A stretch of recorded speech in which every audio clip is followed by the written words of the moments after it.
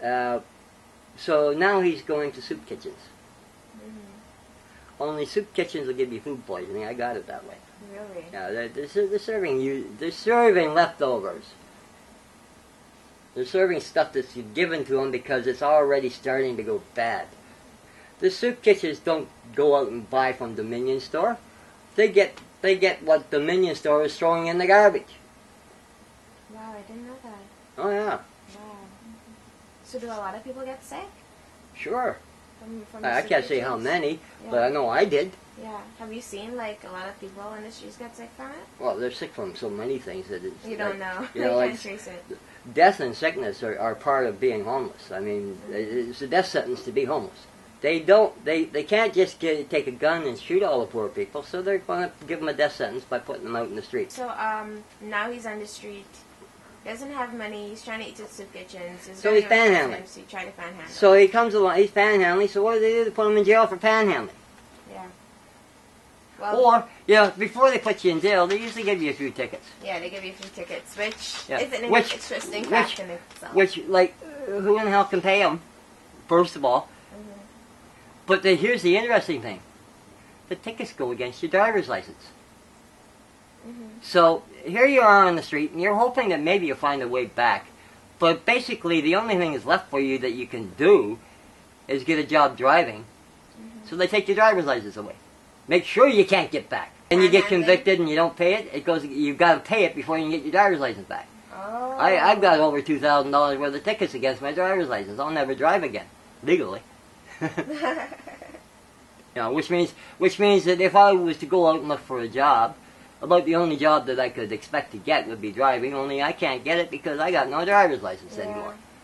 Because I was poor. When you started panhandling, what were your reasons, for food or for drugs? Both. Both? Both. Yeah. To survive. Like, I used to resent people who would stand there holding a $5 bill. What are you going to use this for? I say, you know what? Keep your fucking money. Because if you're going to give it to me, it's mine to spend the way I want. If you're going to tell me how I can spend it, I don't want it. I'm not accounting to anybody. That's the one thing I've got left, is my freedom. And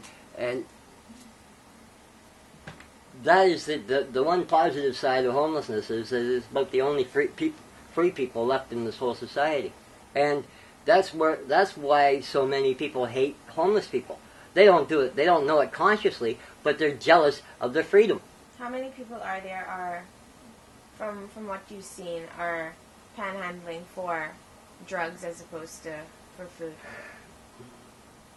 Well, as I said, the majority of people on the street are addicts.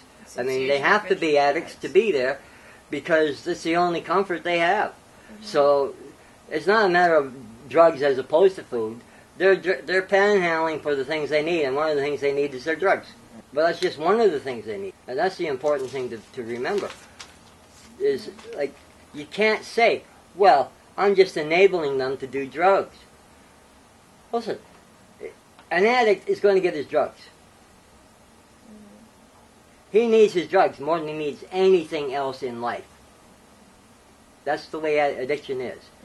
You can do without your clothing, you can do without your food, you can do without everything else, but you cannot physically do without your drugs, because once you're an addict, you have a physical need for drugs that is more powerful than your hunger for food. Okay? So, to say, well, you're enabling him, he is going to be enabled one way or another. You take away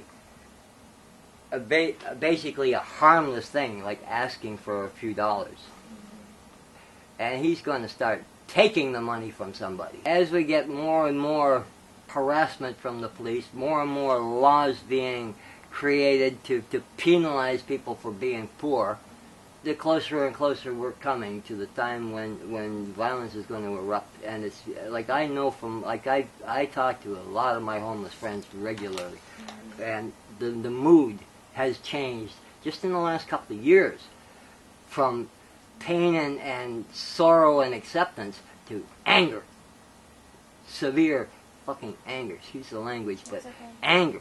Like people are getting pissed off with being walked on.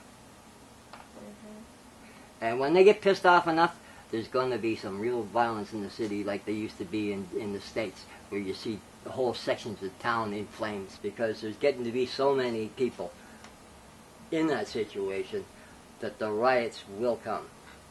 For one thing, there's so many people homeless, there's so many people panhandling. Not all people that panhandle are homeless. Yeah, only 5% of them. No, that's a lie. They said, Whoever said that doesn't have a clue. The majority are homeless. 5% of the homeless panhandle. That's a lie, too. Right. All homeless people panhandle. All homeless people. They either no, they don't.